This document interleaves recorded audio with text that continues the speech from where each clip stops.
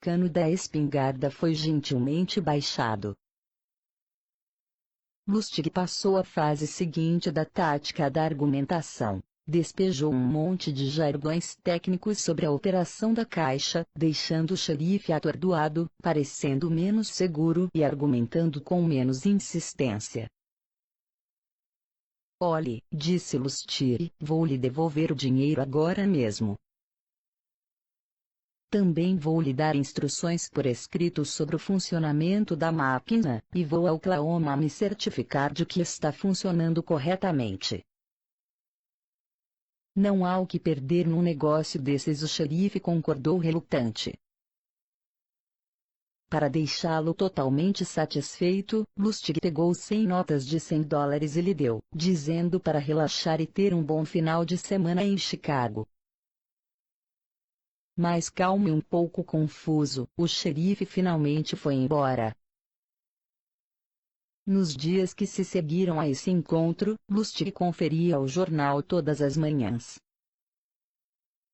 Acabou encontrando o que procurava. Um pequeno artigo com a notícia da prisão, julgamento e condenação do xerife Richard por passar notas falsas. Lustig ganhou a discussão. O xerife nunca mais o importunou.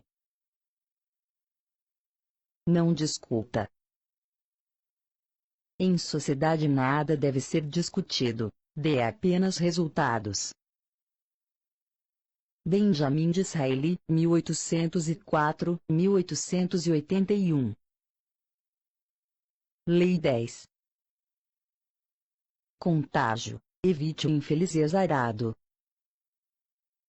A miséria alheia pode matar você. Estados emocionais são tão contagiosos quanto as doenças. Você pode achar que está ajudando o homem que se afoga, mas só está precipitando seu próprio desastre. Os infelizes às vezes provocam a própria infelicidade. Vão provocar a sua também. Associe-se aos felizes e afortunados. O tipo de personalidade contagiosa não se restringe às mulheres, nada tem a ver com o gênero. A sua raiz está numa instabilidade interior que irradia, atraindo desastres. Existe quase que um desejo de destruir e perturbar. Você poderia passar a vida inteira estudando a patologia das personalidades contagiantes, mas não perca o seu tempo, aprenda a lição apenas. Se desconfiar de que está na presença de uma pessoa contagiosa, não discuta, não tente ajudar, não passe a pessoa adiante para seus amigos, ou você cairá na teia. Fuja ou sofrerá as consequências. Aqueles infelizes derrubados por circunstâncias fora do seu controle merecem toda a nossa ajuda e simpatia. Mas há outros que não nasceram infelizes ou desventurados, mas atraem a infelicidade e a desventura com seus atos destrutivos e o efeito perturbador que exercem sobre os outros. Seria ótimo se pudéssemos chamá-los de volta à vida, mudar seus padrões, mas quase sempre são esses padrões que são assimilados por nós e nos mudam. A razão é simples: os seres humanos são extremamente suscetíveis a humores, emoções e até maneiras de pensar daqueles com quem convivem. A pessoa irremediavelmente infeliz e instável tem um poder de contaminação muito forte porque sua personalidade e emoções são muito intensas. Ela costuma se apresentar como vítima, o que torna difícil ver logo de início que é ela mesma a origem desse sofrimento. Até você perceber a verdadeira natureza dos seus problemas, já está contaminado. Compreenda isto. No jogo do poder, as pessoas com quem você se associa são importantíssimas. O risco de se associar a contaminadores é que você desperdiça tempo e energia preciosos para se livrar disso. culpado por uma espécie de associação, você também será um sofredor aos olhos dos outros. Jamais subestime o perigo do contágio. São muitos os tipos de pessoas contagiosas com os quais devemos ter cuidado. Um dos mais insidiosos, porém, é o que sofre de insatisfação crônica. Só existe uma solução para isso: quarentena. Mas, quando você reconhece o problema, em geral já é tarde. Como se proteger desses vírus insidiosos?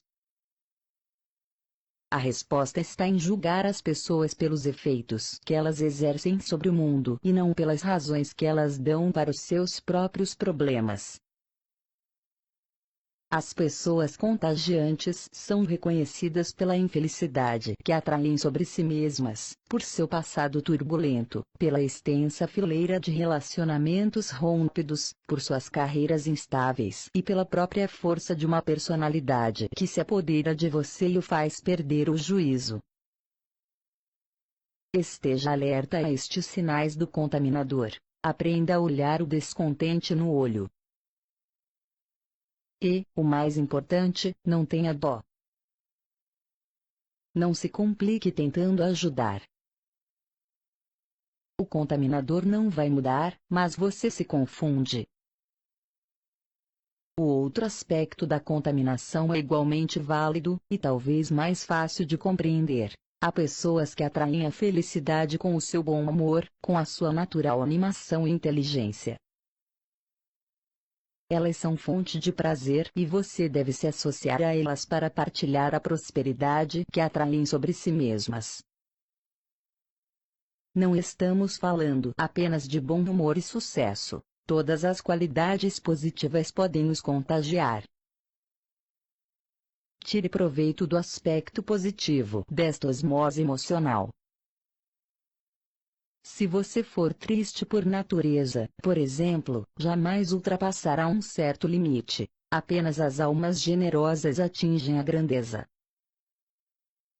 Associe-se com os generosos, portanto, e eles o contaminarão, soltando o que está apertado e contido dentro de você. Se você é melancólico, gravite em torno das pessoas animadas. Se tender ao isolamento, force-se a ser amigo do gregário. Jamais se associe com quem tem os seus mesmos defeitos, eles reforçarão tudo que trava o seu caminho. Crie associações apenas com afinidades positivas. Que esta seja uma regra de vida, e você se beneficiará mais do que com todas as terapias do mundo. O inverso. Esta lei não aceita o inverso. Sua aplicação é universal. Nada se lucra associando-se com quem pode contagiar com sua miséria. Só se obtém poder e sorte associando-se com os afortunados. Ignore esta lei por sua própria conta e risco. Reconheça o afortunado de modo a poder escolher a sua companhia, e o desafortunado para poder evitá-la. O infortúnio é em geral uma tolice, e entre os que sofrem dela não há doença mais contagiosa. Não abra sua porta para a menor das infelicidades, pois, se o fizer, muitas outras virão em seguida. Não morra da infelicidade alheia. Baltazar Gracial, 1601-1658. Lei 11. Aprenda a manter as pessoas dependentes de você. Para manter a sua independência, você deve sempre ser necessário e querido. Quanto mais dependerem de você, mais liberdade você terá. Faça com que as pessoas dependam de você para serem felizes e prósperas, e você não terá nada o que temer. Não lhes ensine bastante ao ponto de poderem se virar sem você. Poder é a capacidade de conseguir que os outros façam o que você quer. Se você consegue isso sem forçar nem magoar as pessoas, se elas de boa vontade lhe dão o que você deseja, então o seu poder é intocável. A melhor maneira de alcançar esta posição é criando uma relação de dependência. O Senhor precisa dos seus serviços. Ele é fraco, ou incapaz de funcionar sem você, que se misturou de tal forma no trabalho dele que, eliminando-o, ele ficaria em grandes dificuldades, ou pelo menos perderia um tempo precioso para treinar outra pessoa para substituir você. Uma vez estabelecida uma relação dessas, você é quem tem o controle, a influência para forçar o Senhor a fazer o que você quer. E o caso clássico do homem por trás do trono, o servo do rei que na verdade controla o rei. Não seja como tantos que se enganam acreditando que poder é independência. O poder implica um relacionamento entre as pessoas. Você sempre vai precisar dos outros como aliados, peões, ou até como senhores fracos que servem de fachada para você. O homem totalmente independente viveria numa cabana na floresta, estaria livre para ir e vir à vontade, mas não teria poder. O máximo que você pode esperar é que os outros fiquem tão dependentes de você que você passa a usufruir um tipo inverso de independência. A necessidade que eles sentem de você o deixa livre. Você não precisa ter o talento de um Michelangelo, basta uma habilidade que o destaque da multidão. Você deve criar uma situação tal que possa sempre se apegar a outro senhor ou patrono, mas que o seu senhor não seja capaz de encontrar facilmente outro servo com o seu talento particular. E se, na realidade, você não for mesmo indispensável, deve encontrar um jeito de parecer que é. Aparentar ser dono de um conhecimento e uma habilidade especializados lhe dá uma margem de segurança para fazer os seus superiores acharem que não vivem sem você. A dependência real por parte do seu senhor, entretanto, o deixa mais vulnerável a você do que a falsa, e você sempre poderá tornar a sua habilidade indispensável. Isto é o que se entende por destinos entrelaçados. Como a era que vai se agarrando no muro, você está tão enredado na origem do poder, que será muito traumático arrancá-lo dali. E você não precisa necessariamente ficar entrelaçado com o Senhor. Outra pessoa ficará, desde que ela também seja indispensável na cadeia. Para fazer com que os outros dependam de você, um caminho a tomar é a tática do serviço secreto. Sabendo o segredo das outras pessoas, guardando informações que elas não gostariam de ver divulgadas, o seu destino fica selado ao delas. Você fica intocável. Os ministros da polícia secreta mantiveram esta posição por séculos. Eles podem fazer ou derrubar um rei. Um último aviso. Não pense que o seu senhor, porque depende de você, vai amá-lo. De fato, ele pode se ressentir e ter medo de você.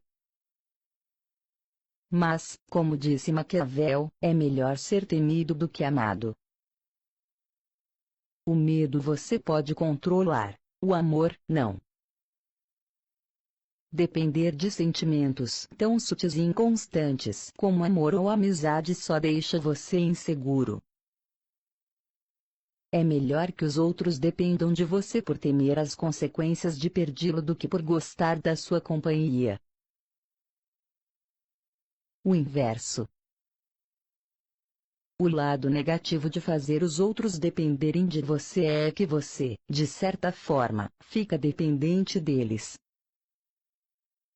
Mas não aceitar isso significa livrar-se dos seus superiores, ficar sozinho, sem depender de ninguém. Esse é o impulso monopolista de um J. P. Morgan ou de um John D. Rockefeller, eliminar toda a concorrência, ficar no controle total. Se você pode encurralar o mercado, melhor. Toda independência tem o seu preço. Você é forçado a se isolar. Os monopólios com frequência se voltam para dentro e se destroem pela pressão interna.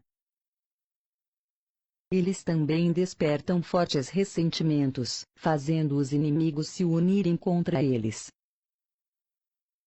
O impulso para controle total é muitas vezes pernicioso e inútil. A interdependência é a regra, a independência é uma rara e quase sempre fatal exceção. É preferível se colocar numa posição de dependência mútua, portanto, e seguir esta regra do que procurar o inverso. Você não sofrerá a insuportável pressão de estar no topo, e o senhor acima de você é que será o seu escravo, pois ele é quem vai depender de você. Faça as pessoas dependerem de você. Ganha-se mais com essa dependência do que cortejando gás. Quem já saciou a sua sede, dá logo as costas para a fonte, não precisando mais dela. Não havendo dependência, desaparece também a civilidade e a decência, e depois o respeito. A primeira coisa que se aprende com a experiência é manter viva a esperança, porém nunca satisfeita, manter até um patrono real sempre precisando de você. Baltazar Gracial, 1601-1658. Lei 12. Use a honestidade e a generosidade seletivas para desarmar a sua vítima. Um gesto sincero e honesto encobrirá dezenas de outros desonestos. Até as pessoas mais desconfiadas baixam a guarda diante de atitudes francas e generosas. Uma vez que a sua honestidade seletiva as desarma, você pode enganá-las e manipulá-las à vontade. Um presente oportuno, um cavalo de Troia, será igualmente útil. A melhor maneira de conseguir isso é aparentando sinceridade e honestidade. Quem vai desconfiar de uma pessoa literalmente apanhada num ato honesto? A essência da trapaça é a distração. Distraindo as pessoas a quem pretende enganar, você ganha tempo e espaço para fazer algo que elas não perceberão. Um gesto delicado, generoso ou honesto muitas vezes é a forma mais eficaz de distração porque desarma as suspeitas da outra pessoa. Elas ficam como crianças, aceitando ansiosas qualquer demonstração de afeto. É melhor usar a honestidade seletiva logo no primeiro encontro. Somos todos criaturas de hábitos, e nossas primeiras impressões duram muito. Se alguém acreditar desde o início que você é honesto, vai demorar para convencer essa pessoa do contrário. Você ganha espaço para manobra. Em geral, não basta uma única atitude honesta. O que é necessário é a reputação de pessoa honesta, baseada numa série de atitudes, mas estas podem ser bastante inconsequentes. A honestidade é uma das melhores formas de desarmar o previdente, mas não é a única. Qualquer tipo de atitude nobre, aparentemente altruísta, serve. Talvez a melhor, entretanto, seja a generosidade. Raras são as pessoas que resistem a um presente, mesmo do inimigo mais ferrenho, por isso esta costuma ser a maneira perfeita de desarmar as pessoas. Um presente desperta em nós a criança, derrubando na mesma hora as nossas defesas. Apesar de olharmos com descrença o comportamento das outras pessoas, raramente vemos o elemento maquiavélico de um presente, com frequência escondendo segundas intenções. Um presente é um objeto perfeito para esconder uma atitude falsa. A bondade seletiva com frequência desarma o inimigo mais obstinado. Acertando em cheio no coração, ela corrói o desejo de revidar. Lembre-se, jogando com as emoções dos outros, gestos calculados de bondade podem transformar um Al Capone numa criança ingênua.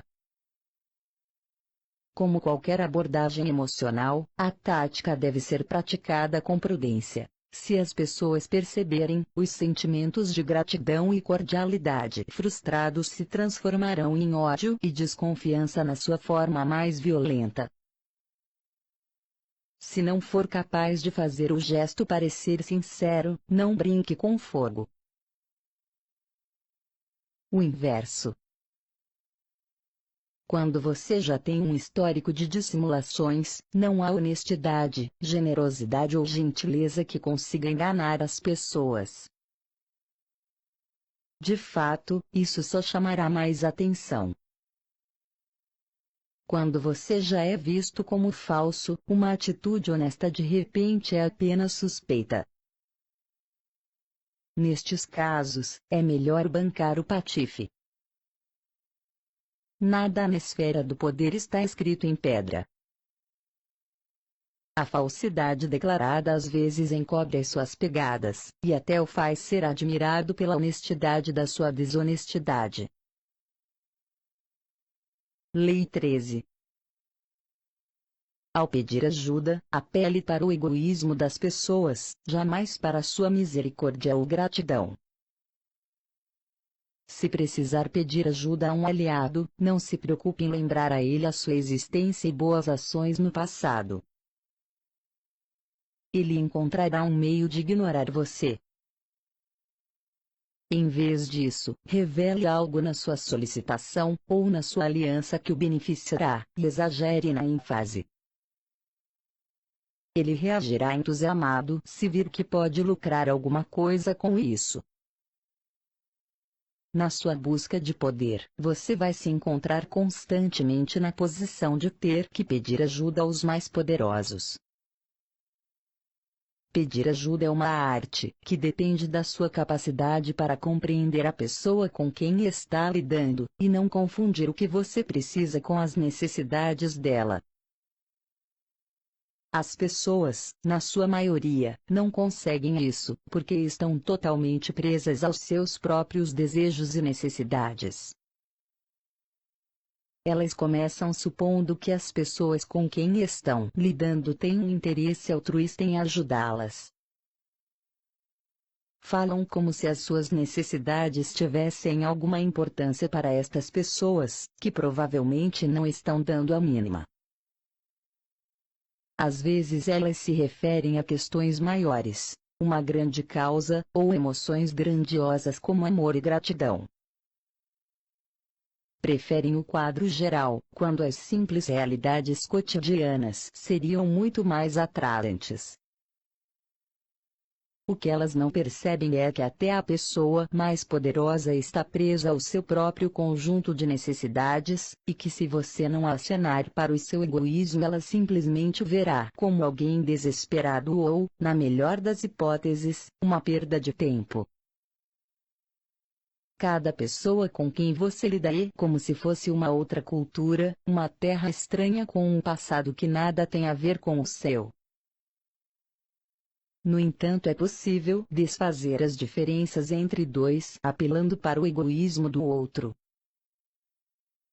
Não seja sutil. Você tem um conhecimento valioso para dividir. Você vai encher os cofres dele de ouro. Você tornará a sua vida mais longa e feliz. Esta é uma linguagem que todos nós falamos e compreendemos. Um passo essencial nesse processo é compreender a psicologia do outro. Ele é vaidoso? Está preocupado com a sua reputação ou posição social?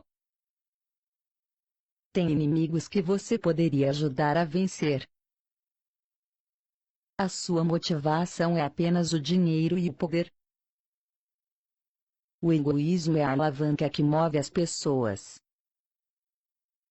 Se conseguir que elas vejam que você pode, de alguma forma, satisfazer as suas necessidades ou favorecer a sua causa, a resistência aos seus pedidos de ajuda desaparece como que por um passe de mágica. A cada etapa no caminho da conquista do poder, você deve procurar sempre ver o que passa pela cabeça da outra pessoa, quais são as necessidades e interesses dela, para afastar a cortina dos seus próprios sentimentos que obscurecem a verdade. Domine esta arte ou não haverá limites para você. O inverso. Há pessoas que consideram o apelo ao seu egoísmo como uma atitude feia e ignóbil. Elas na verdade preferem poder exercitar a caridade, a misericórdia e a justiça, que é a sua maneira de se sentirem superiores a você. Quando você lhes implora ajuda, está enfatizando o poder e a posição delas. Elas são fortes o bastante para não precisarem nada de você, exceto a chance de se sentirem superiores. É este o vinho que as embriaga. Estão morrendo de vontade de patrocinar o seu projeto, apresentar você a pessoas poderosas, desde, é claro, que tudo isto seja feito em público, e por uma boa causa, em geral, quanto mais público melhor. Nem todos, portanto, podem ser abordados usando o egoísmo cínico.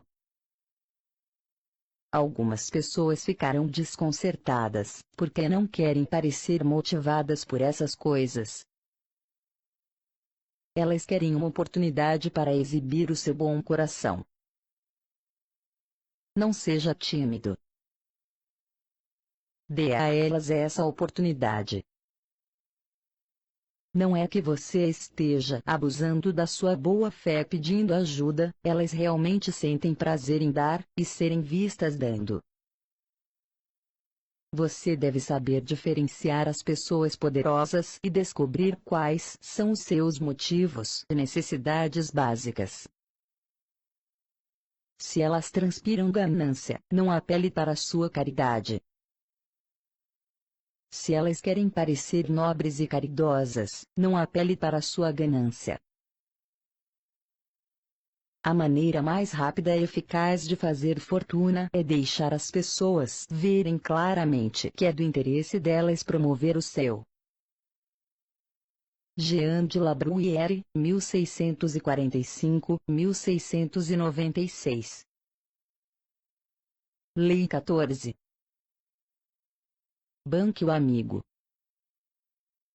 Haja como espião. Conhecer seu rival é importantíssimo. Use espiões para colher informações preciosas que o colocarão um passo à frente. Melhor ainda, represente você mesmo o papel de espião. Em encontros sociais aprenda a sondar. Faça perguntas indiretas para conseguir que as pessoas revelem seus pontos fracos e intenções. Todas as ocasiões são oportunidades para uma ardilosa espionagem. Assim é o poder da espionagem bem feita, faz você parecer onipotente, clarividente. O conhecimento que você tem da sua vítima pode também fazer você parecer encantador, capaz de prever tão bem os seus desejos. Ninguém vê a fonte do seu poder, e o que não se pode ver não se pode combater. Na esfera do poder, o seu objetivo é um certo grau de controle sobre acontecimentos futuros. Parte do seu problema, portanto, é que as pessoas não lhe dirão tudo o que pensam, sentem e planejam.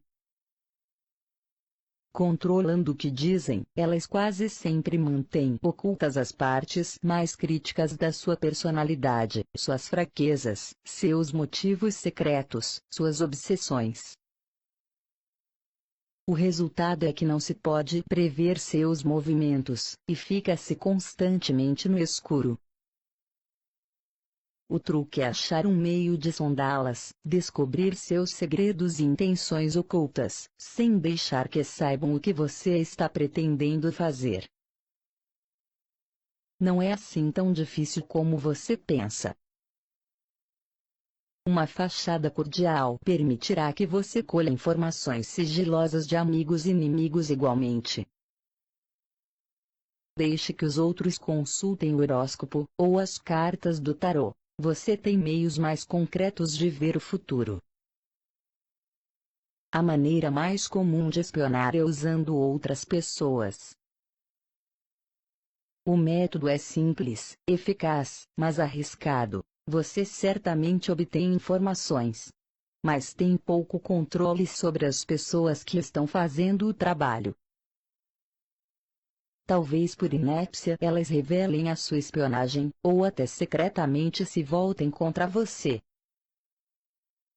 É muito melhor ser você mesmo o espião, posar de amigo enquanto sigilosamente colhe informações.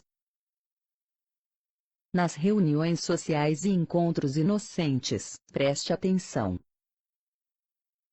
É quando as pessoas baixam a guarda, abafando a sua própria personalidade, você pode fazê-las revelar coisas. A vantagem da manobra é que elas confundirão seu interesse com amizade, e você não só fica sabendo das coisas, como conquista aliados. Não obstante, você deve praticar esta tática com prudência. Se as pessoas começarem a desconfiar de que você está extraindo delas segredos sob o disfarce de uma conversa, elas o evitarão terminantemente. Dê ênfase ao bate-papo amigo, não às informações preciosas. Sua busca de preciosidades não pode ser óbvia demais, ou suas sondagens revelarão mais sobre você mesmo e as suas intenções do que sobre o que você quer saber. Um truque para tentar a espionagem nos é dado por La Rochefoucauld, que escreveu: encontra-se a sinceridade em pouquíssimos homens, e com frequência ele é a mais esperta das artimanhas, se é sincero para atrair a confiança e obter os segredos do outro. Fingindo abrir o seu coração, você, em outras palavras, faz com que a outra pessoa se incline a revelar os seus próprios segredos. Faça-lhe uma confissão falsa e ela lhe fará uma verdadeira. Outro truque foi identificado pelo filósofo Arthur Schopenhauer, que sugeria veementemente contradizer a pessoa com quem você está conversando para irritá-la, até ela perder o controle do que está dizendo. Reagindo com a emoção, ela revelará toda a verdade sobre si mesma, verdade que você depois poderá usar contra ela. Outro método indireto de espionagem é testar as pessoas, armar pequenas armadilhas que as farão revelar coisas sobre si mesmas. Ao tentar fazer com que as pessoas cometam determinados atos, você fica sabendo sobre a sua lealdade, honestidade e outras coisas mais. E este tipo de conhecimento quase sempre é o mais valioso de todos. Com essa arma, você pode prever como as pessoas agirão no futuro. O inverso. A informação é fundamental para o poder, mas, assim como você espiona os outros, deve se preparar para também ser espionado. Uma das armas mais eficazes na luta pelas informações, portanto, é divulgar informações falsas. Como disse Winston Churchill, a verdade é tão preciosa que deveria estar sempre escoltada por mentiras. Você deve se cercar desses guarda-costas para proteger a sua verdade. Divulgando as informações que você mesmo escolhe, o jogo está nas suas mãos. Divulgando informações falsas, portanto, você ganha uma enorme vantagem. Enquanto a espionagem dá a você um terceiro olho, a desinformação deixa o inimigo cego de um olho. Um ciclope, ele erra sempre o alvo. Ora, o que faz um soberano brilhante e um sábio general conquistarem sempre o inimigo, e suas realizações superarem as dos homens comuns, é a presciência da situação do inimigo. Essa presciência não vem dos espíritos, nem dos deuses, nem de uma analogia com acontecimentos passados, nem de cálculos astrológicos. Deve ser obtida de homens que conhecem a situação do inimigo, dos espiões. Sun Tzu, A Arte da Guerra, século IV AC. Lei 15. Aniquile totalmente o inimigo. Todos os grandes líderes sabem que o inimigo perigoso deve ser esmagado totalmente. Se restar uma só brasa, por menor que seja, acabará se transformando em fogueira. Perde-se mais fazendo concessões do que pela total aniquilação. O inimigo se recuperará, e se vingará. Esmague-o, física e espiritualmente. A ideia é simples. Seus inimigos não gostam de você. O que eles mais querem é acabar com você. Se ao combatê-los você parar no meio do caminho, ou mesmo depois de percorrer 3/4 do caminho, por misericórdia ou esperança de reconciliação, você só os tornará mais determinados, mais amargurados, e um dia eles se vingarão. Eles podem agir cordialmente por uns tempos, mas isso só porque você os derrotou. Eles não têm outra escolha a não ser aguardar. A solução: não ter misericórdia. Esmagá-los totalmente, como eles o esmagariam. A única paz e segurança que você pode esperar dos seus inimigos é quando eles desaparecem. O princípio por trás de esmagar o inimigo é tão antigo quanto a Bíblia. O primeiro a colocá-lo em prática foi Moisés, que a aprendeu com o próprio Deus, que abriu o Mar Vermelho para os judeus e depois deixou que as águas fluíssem novamente afogando os egípcios que vinham logo atrás, de forma a não sobrar nenhum só deles. Moisés, quando desceu do monte Sinai com os 10 mandamentos e viu seu povo adorando o bezerro de ouro, mandou matar todos os pecadores. E pouco antes de morrer, ele contou ao seu povo, finalmente prestes a entrar na terra prometida, que ao derrotarem as tribos de Canaã deveriam tê-las destruído totalmente, sem aliança e nem misericórdia. A vitória total como meta é um dos axiomas da guerra moderna, e foi codificada como tal por Karl von Clausewitz, o ministro filósofo da guerra. Analisando as campanhas de Napoleão, von Clausewitz escreveu: nós sustentamos que a aniquilação total das forças inimigas deve sempre ser a ideia predominante. Uma vez obtida uma grande vitória, não se pode falar em descansar, em respirar, mas apenas de perseguir, de ir atrás do inimigo novamente, conquistar a sua capital, atacar suas reservas e tudo mais que possa dar ao seu país ajuda e conforto. Isso porque depois da guerra vêm as negociações e a divisão de território.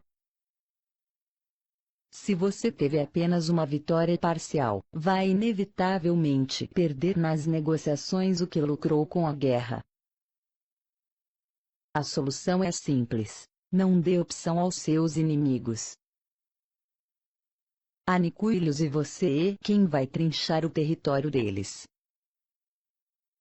O objetivo do poder é controlar seus inimigos totalmente, fazê-los sujeitar-se ao que você deseja.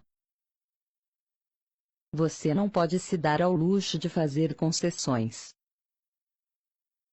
Sem outra opção, eles serão forçados a fazer o que você manda. Esta lei não se aplica apenas ao campo de batalha. Negociações são como uma víbora insidiosa que corrói a sua vitória, portanto não negocie nada com o inimigo, não lhe dê nenhuma esperança, nenhum espaço de manobra. Eles estão esmagados e ponto final. Entenda isto. Na sua luta pelo poder, você vai despertar rivalidades e criar inimigos. Haverá pessoas que você não conseguirá convencer, que permanecerão suas inimigas não importa o que aconteça. Mas seja qual a dor que você lhes causar, deliberadamente ou não, não leve o ódio delas para o lado pessoal.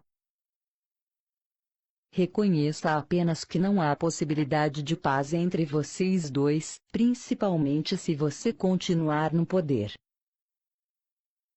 Se você deixar que elas fiquem por perto, elas vão procurar se vingar, com tanta certeza quanto depois do dia vem a noite. Esperar que elas mostrem suas cartas é tolice. Seja realista. Com um inimigo assim por perto, você jamais terá segurança. Aprenda com os exemplos da história, e com a sabedoria de Moisés. Não faça concessões. Não é uma questão de morte, é claro, mas de exílio. Suficientemente enfraquecidos e depois banidos para sempre da sua corte, seus inimigos se tornam inofensivos. Não tem mais esperanças de se recuperar, de vir se insinuando e ferir você. E se for impossível bani-los, pelo menos saiba que eles estão tramando contra você, e não dê atenção aos seus gestos fingidos de amizade. A sua única arma numa situação dessa é a sua própria cautela. Se não puder bani-los imediatamente, então planeje o melhor momento para agir.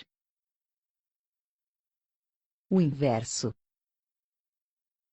Raramente se deve ignorar esta lei, mas acontece que às vezes é melhor deixar que os seus inimigos se destruam, se isso for possível, do que fazê-los sofrer nas suas mãos. Na guerra, por exemplo, um bom general sabe que atacando um exército encurralado, seus soldados lutarão com muito mais entusiasmo. Por isso, às vezes é melhor lhes deixar uma saída de emergência, uma escapatória. Quando eles se desgastam, a retirada os deixa mais desmoralizados do que qualquer derrota nas mãos desse general no campo de batalha. Se você tem alguém com a corda no pescoço, então, mas só se você tiver certeza de não haver chances de recuperação, melhor deixar que ele se enforque. Que ele mesmo seja o agente da sua própria destruição. O resultado será o mesmo, e você não se sentirá tão mal. Finalmente, ao esmagar um inimigo, às vezes você o irrita tanto que ele passa anos a fio tramando uma vingança. O Tratado de Versalhes teve esse efeito sobre os alemães. Há quem diga que a longo prazo é melhor mostrar uma certa demência. O problema é que a sua demência implica um outro risco, ela pode encorajar o inimigo, que ainda guarda rancor, mas agora tem mais espaço para agir. Quase sempre é mais sensato esmagar o inimigo. Se anos depois ele quiser se vingar, não baixe a guarda, simplesmente esmague-o de novo. Depois é preciso notar que os homens devem ser afagados ou então aniquilados. Eles se vingarão de pequenas ofensas, mas não poderão fazer o mesmo nas grandes ofensas. Quando ofendemos um homem, portanto, devemos fazê-lo de modo a não ter de temer a sua vingança. Nicolau Maquiavel, 1469-1527. Lei 16. Use a ausência para aumentar o respeito e a honra. Circulação em excesso faz os preços caírem. Quanto mais você é visto e escutado, mais comum vai parecer.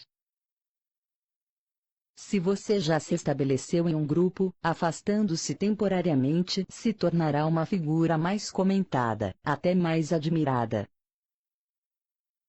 Você deve saber quando se afastar. Crie um valor com a escassez. O que se retrai, o que se torna escasso, de repente parece merecer o nosso respeito e estima. O que permanece tempo demais, saturando-nos com sua presença, desperta o nosso desprezo. Na Idade Média, as senhoras exigiam constantemente de seus cavaleiros provas de amor, enviando-os para longas e árduas buscas, tudo para criar uma oscilação entre ausências e presenças. Tudo no mundo depende de ausências e presenças. Uma forte presença atrai o poder e as atenções para você. Você brilha mais do que as pessoas ao seu redor.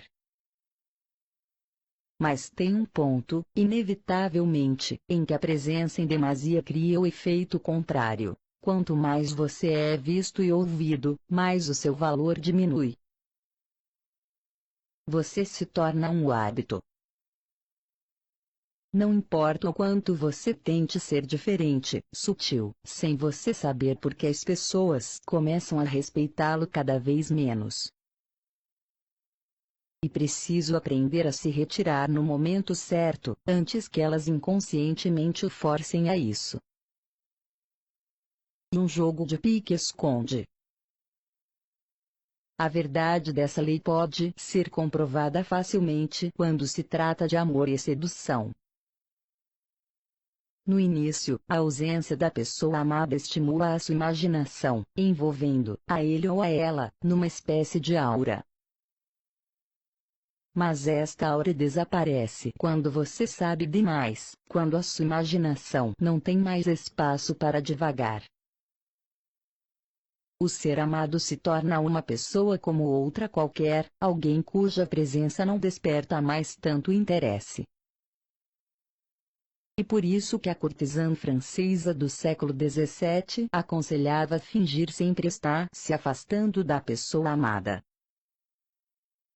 O amor não morre de inanição, ela escreveu, mas com frequência, sim, de indigestão. Quando você se permite ser tratado como uma pessoa qualquer, já é tarde demais, já foi engolido e digerido. Para que isso não aconteça, você tem de deixar que o outro anseie pela sua presença. Imponha respeito ameaçando com a possibilidade de perdê-lo para sempre. Crie um padrão de presenças e ausências. Depois de morto, tudo relacionado com você muda. Você fica imediatamente envolto numa aura de respeitabilidade. As pessoas se lembram das críticas que lhe fizeram, das discussões que vocês tiveram, e ficam cheias de arrependimento e culpa. Elas sentem falta de uma presença que não voltará mais. Mas você não precisa esperar até morrer. Afastando-se totalmente por uns tempos, você cria uma espécie de morte anterior à morte. E, quando voltar, será como se estivesse voltado do outro mundo, um clima de ressurreição ficará associado a você, e as pessoas se sentirão aliviadas com a sua volta. Outro aspecto mais corriqueiro desta lei, mas que demonstra ainda melhor a sua verdade, é a lei da escassez na economia. Retirando um produto do mercado, você cria instantaneamente um valor. Ajuste a lei da escassez às suas próprias habilidades. Torne raro e difícil de encontrar aquilo que você oferece ao mundo, e estará na mesma hora aumentando seu valor. Sempre chega a hora em que aqueles que estão no poder abusam da nossa hospitalidade. Ficamos cansados deles, perdemos o respeito. Passamos a vê-los como iguais ao resto da humanidade, o que significa dizer que os vemos como piores, pois inevitavelmente comparamos o que vemos agora com o que víamos antes. E uma arte saber quando se retirar. Praticando-a corretamente, recupera-se o respeito perdido e se conserva uma parte do seu poder. Torne-se disponível demais e a aura de poder que você construiu à sua volta desaparecerá. Vire o jogo. Torne-se menos acessível e aumentará o valor da sua presença. Edição produzida por Bruno Souza Audiovisuais. Para perfeição, comprem ou adquirem o livro original. Este está incompleto e modificado para proteção dos direitos de autor. O inverso. Esta lei só se aplica depois que já se alcançou um certo nível de poder. A necessidade de se retirar de cena só aparece que você estabeleceu a sua presença. Afaste-se cedo demais, e você não será mais respeitado, será simplesmente esquecido.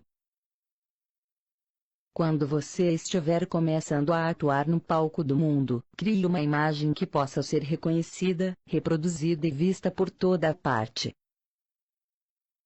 Enquanto você não alcançar este status, a ausência é perigosa. Em vez de atiçar as chamas, ela as extinguirá.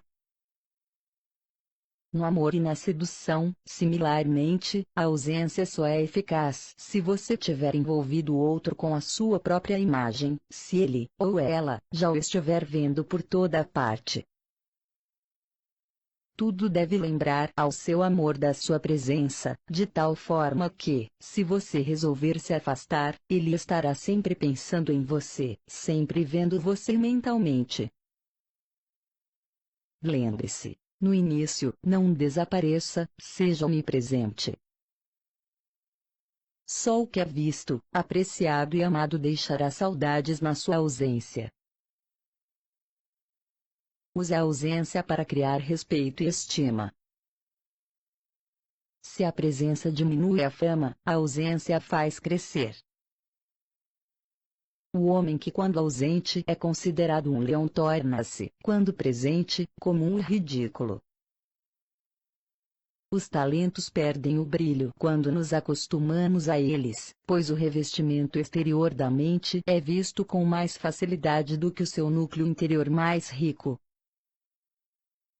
Até mesmo o grande gênio se retrai para que os homens o respeitem e para que o desejo despertado por sua ausência o faça estimado. Baltazar Gracial, 1601-1658. Lei 17.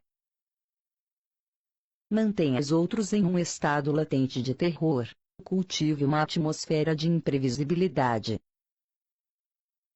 Os homens são criaturas de hábitos com uma necessidade insaciável de ver familiaridade nos atos alheios.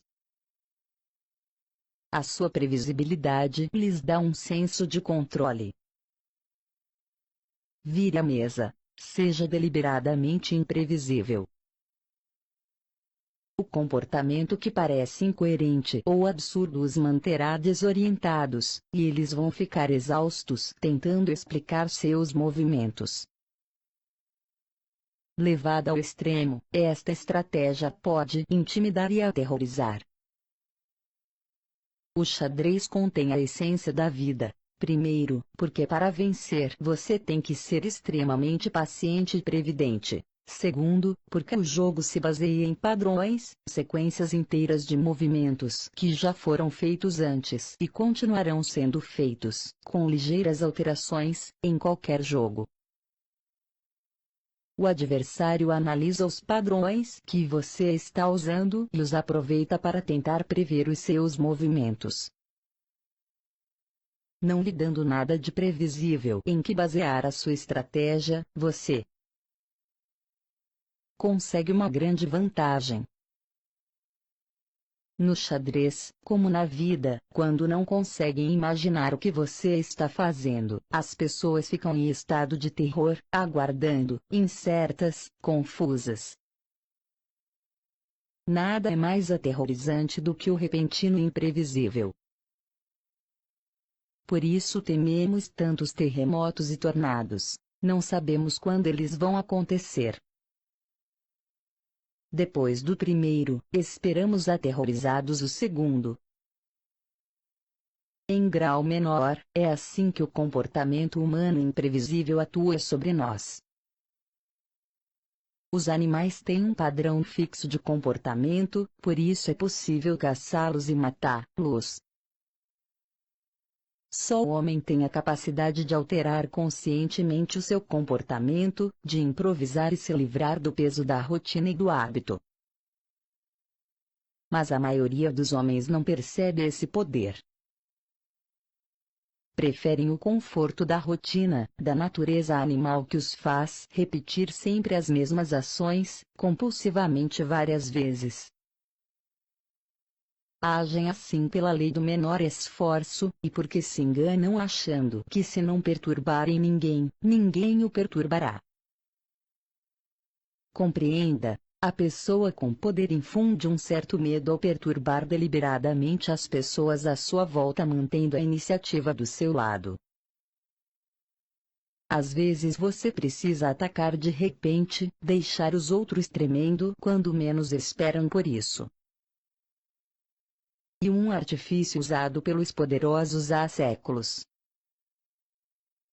Filippo Maria, o último dos duques Visconti de Milão, na Itália do século XV, fazia conscientemente o contrário do que se esperava dele.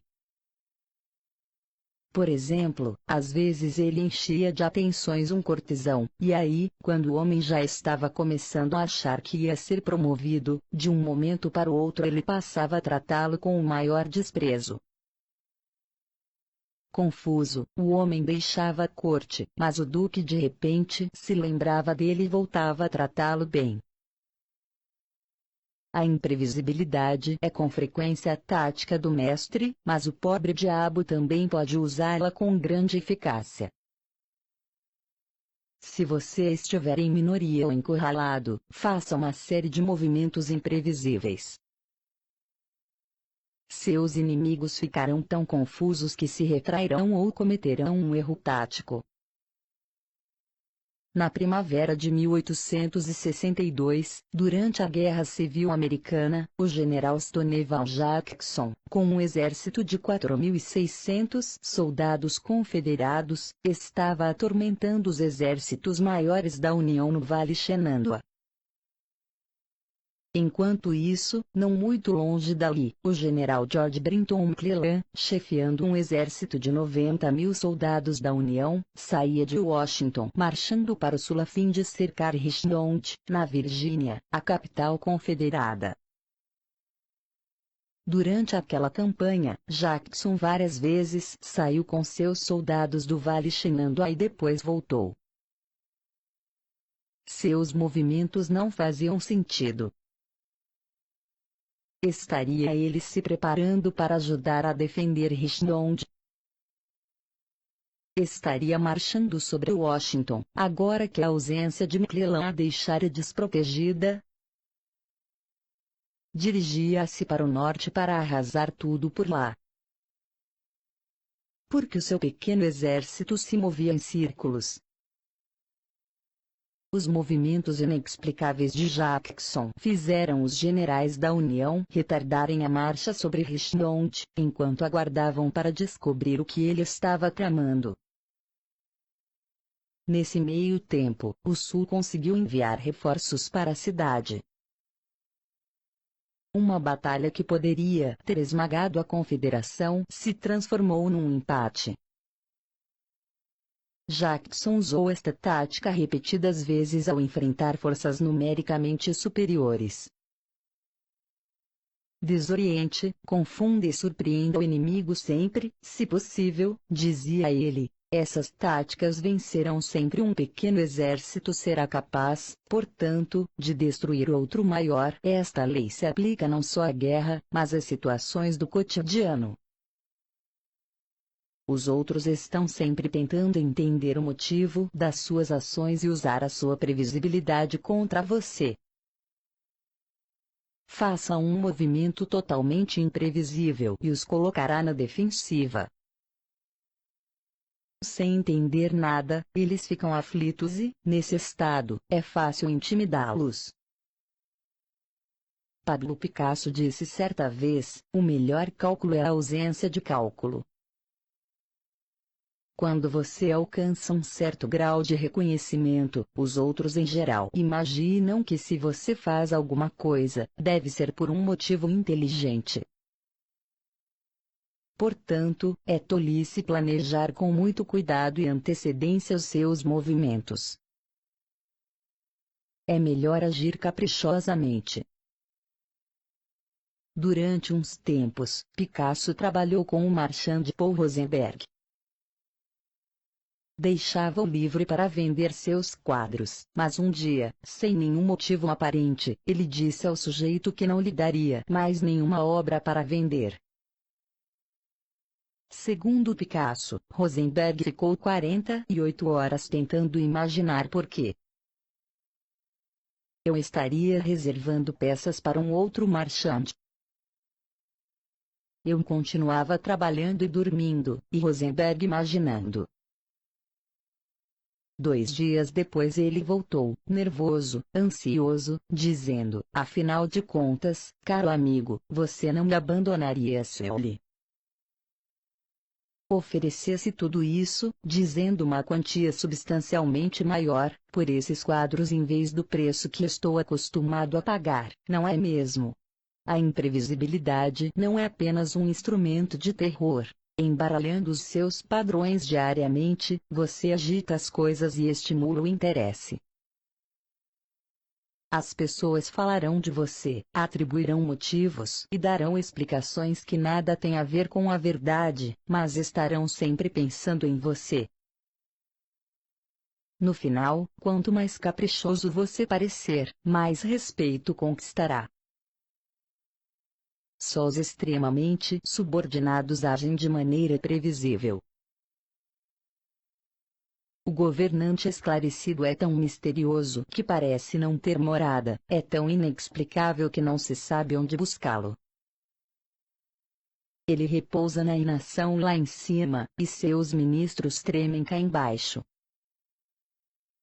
Anfei Tzu, filósofo chinês, século III AC.